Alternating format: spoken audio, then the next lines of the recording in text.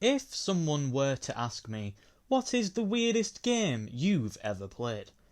I don't think I'd have to wonder for very long before giving my answer. I've played a lot of games, and yes, a fair amount of them are weird.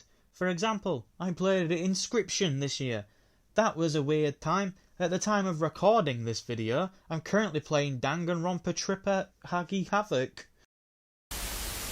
I was going to delete that, but now we're not, we're keeping it. I've recently played Danganronpa Trigger Happy Havoc. There you go, that's a tongue twister for you. That's a pretty weird game as well. But if somebody were to ask me this question, I would always, hands down, have to answer with Doki Doki Literature Club. I'm sure you know what this game is by now, and if you haven't, I will give you a spoiler warning before I ruin the surprise, but not yet. Doki Doki Literature Club is a dating simulator. I can confidently say it's the only dating simulator that I've ever played, and the reason for that is I knew beforehand that there was another layer.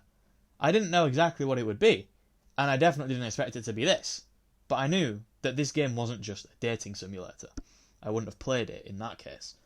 The premise is simple. Your friend Sayori persuades you to join a literature club. As somebody cursed with a bachelor's in literature, I can confidently claim that this sounds like it will be a barrel of fun.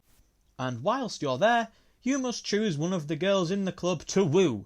You must put your seductive skills to the test. As homework for your new hobby, you must write poems that you feel your intended love interest would enjoy. Because who cares about self-expression and authenticity in art anymore? Am I right? I'll be honest, it does take longer than I expected for this other layer to reveal itself. I spent a bit too long for my liking playing an actual dating sim. But once the hints start coming in that something's off, the game grabbed my attention and pulled me back in. This is where the spoilers will start. So if you don't want to know how this game changes from dating sim to a game worthy of this video title, you'll have to click off now, I'm afraid. You have been warned. Remember your friend Sayori, the sweet young lady that convinced you to join this club in the first place? Well, she's now dead. She Control-Alt-Deletes herself and shit now goes crazy. Her poems had got increasingly darker as the game went on, and her story concludes with this unfortunate ending. But here's the kicker. The game actually ends here. You're sent back to the main menu, and all your previous save files have been wiped. Well, end of the game. Except, here's the other kicker. No, it's not. If you then go to play the game again, you can start it again. Except this time, shit is definitely weird. The game continues to glitch and then from memory, restarts again. Following this restart, your friend Sayori is no longer there. Instead, Monica, one of the girls you can choose to woo in the club, invites you to join. She has completely replaced Sayori's role in the game. You then see a lot of weird and graphic shit during this playthrough that I'm not going to describe because I don't want every little detail of the game to be spoiled for you, and I also don't want to scar your ears. Even though this is the spoiler section, the game will also start to restrict the choices you can make, railroading you into choosing dialogue options that favour Monica, without your consent. Even more weird shit happens. More characters decide to end themselves before Monica then removes their files from the game. We've reached the true meta levels right now. I bet you're understanding the Inscription link from the start of the video, aren't you? Then it's the ending sequence. I'm gonna keep this brief, but essentially Monica is sentient to the fact that she's a character in the game and not a real person in a literature club. How sad. And she has also since learnt how to manipulate the files in the game and delete certain characters altogether. It's at this point she professes her love to you.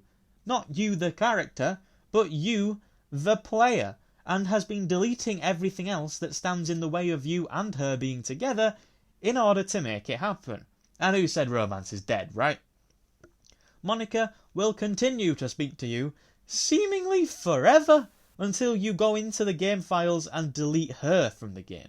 Something I actually didn't realise you could do. I sat there listening to this psychotic bundle of code speak for an incredibly long time. It's actually pretty impressive that they bothered to record so many voice lines for unless... Nah, surely not. Anyway, moving on. So, that's Doki Doki Literature Club, the weirdest game I've ever played. It's not just the meta aspects, it's the actual contents of the game as well. Dating sim gameplay is absolutely not for me. I think it's boring and pointless, and I'm not going to pretend that over the course of the game it grew on me, because it just didn't. But the glitches, the revolting acts that occur, it's all just creepy as hell, and I've not played anything else that's simply this weird. What's the weirdest game you've ever played? Please let me know in the comments and I'll try and play it, because I actually had quite a lot of fun making this video. But for now, that's all from me. If you enjoyed the video, then please consider leaving a like, as that would greatly help me out. And if you want to see more videos like this one, then you know how to subscribe. But for now, that's all from me. Have a nice day, and goodbye. Practicing piano and stuff, and not really any good at it yet, like, at all. But I wrote you a song, and I was kind of hoping that I could show it to you.